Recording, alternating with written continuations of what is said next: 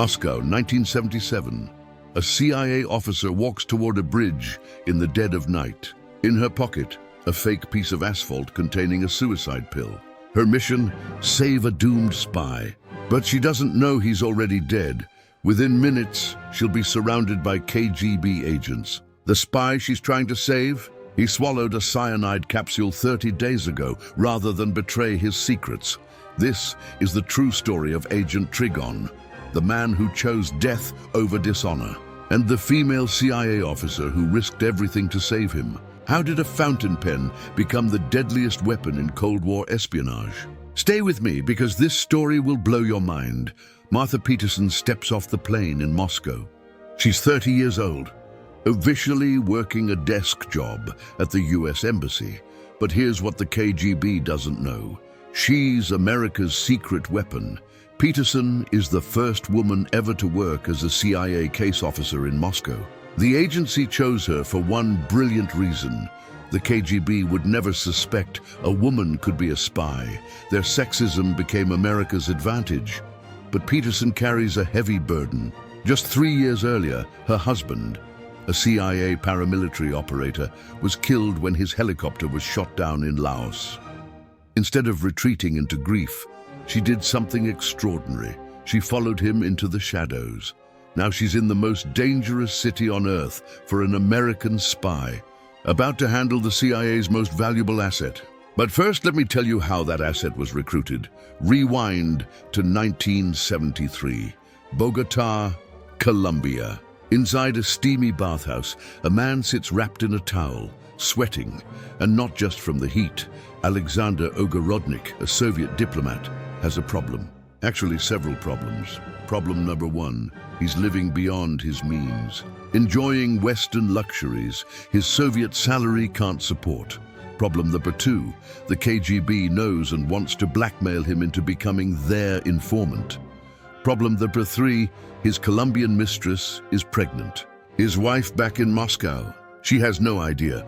Enter a CIA officer, also in a towel, with a proposition. What if all your problems disappeared? What if you could start a new life in America?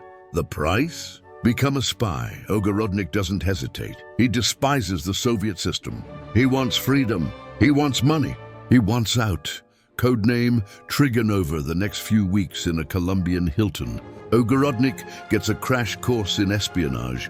Dead drops, leaving packages in secret locations, secret writing techniques, photography using a miniature, T-50 spy camera, how to communicate with handlers without being detected. He's a natural, a star student. But here's the twist, the information he provides, pretty low level. The CIA is spending taxpayer money on glorified gossip, then everything changes. 4. Ogorodnik gets transferred back to Moscow into the Global Affairs Department of the Soviet Foreign Ministry. Suddenly, he has access to cables from Soviet embassies worldwide, plans, strategies, the USSR's blueprint for spreading communism. The CIA just hit the jackpot. Running a spy in Moscow isn't like the movies. It's nerve-wracking, methodical, and one mistake means death. Martha Peterson arrives in 1975 to handle Trigon. Her job, leave packages in dead drops and collect his photographed documents, all without being caught. The system, coded radio broadcasts, tell Trigon when to act. Secret signals, like a red mark on a street sign. Confirm readiness, dead drops hidden in cigarette packs, hollow logs. Fake asphalt. Peterson wears an SRR-100 surveillance detection receiver, a device that intercepts KGB radio chatter. If it stays quiet, she's clear. For months, it works like clockwork. Trigon photographs classified documents with his miniature camera. He leaves them in dead drops. Peterson collects them, rinse and repeat. But in early 1976, something changes. Trigon misses a signal. Then another. Peterson leaves a dead drop. Trigon doesn't collect it. She has to retrieve it herself, heart pounding, wondering, is he compromised? Is he dead or just scared? June 21st, 1976, a dead drop in a wooded area. Inside a hollow log, 2 fountain pens. One contains a miniature camera. The other, a cyanide capsule. Before leaving Colombia, Ogorodnik made a chilling request: give me a way out. If I'm caught, I'm not letting the KGB torture me. The CIA initially refused. How do you give someone a suicide device? But Ogorodnik threatened to quit. The agency faced a moral dilemma: deny him and lose their best asset, or give him control over his own fate. They chose the latter. The cyanide pill was fragile. One firm bite and death would come in seconds. Painless, final. Peterson places the log. Trigon collects it. For now, he has his insurance policy, but carrying a suicide device changes a person. Every moment becomes heavier. Every suspicious glance feels like the end. And then he panics. Fearing he's under surveillance, Ogorodnik disposes of the pen. When he realizes it was a false alarm, he's left without his safety net and too afraid to ask for another one. January 1977, Trigon misses another dead drop. Then another. Spring passes. Summer begins. Peterson and the CIA station chief Gardner Hathaway fear the worst. Trigon is compromised, but they don't want to give up. In April 1977, they manage to re-establish contact. Trigon leaves a dead drop. CIA technical officers examine it and immediately notice problems. The handwriting looks different. The photography is sloppy. Something feels off. Their conclusion: the KGB wrote it. Despite the red flags, Hathaway wants to try again. One more dead drop. One more chance. They send Trigon a coded message via shortwave radio. If you're ready to collect, leave a red mark on the Children's Crossing sign. July 15, 1977. Morning. Peterson drives past the signal location. The mark is there, but it's wrong. Instead of a small, discreet mark, it's bold, cherry red, stenciled letters. Completely out of character for Trigon. Peterson's gut screams, "It's a trap!" She reports her concerns, but Hathaway is determined. The mission proceeds. July 15th, 1977. Evening. Peterson goes through her cover job routine, then returns home to prepare. She puts on her disguise: summer blouse, platform sandals, CIA radio receiver hidden under her clothes. The dead drop location: a stone tower on a railroad bridge over the Moscow River. The package contains money, a miniature camera message in Russian that reads, "Comrade, you have been penetrated. Take the money and valuables. Throw the rest in the river. Forget all of this. You have been warned." 10:30 p.m. Peterson places the package, disguised as crumbling asphalt, in a window crevice on the bridge. She turns to leave, descends the stairs, and then they appear.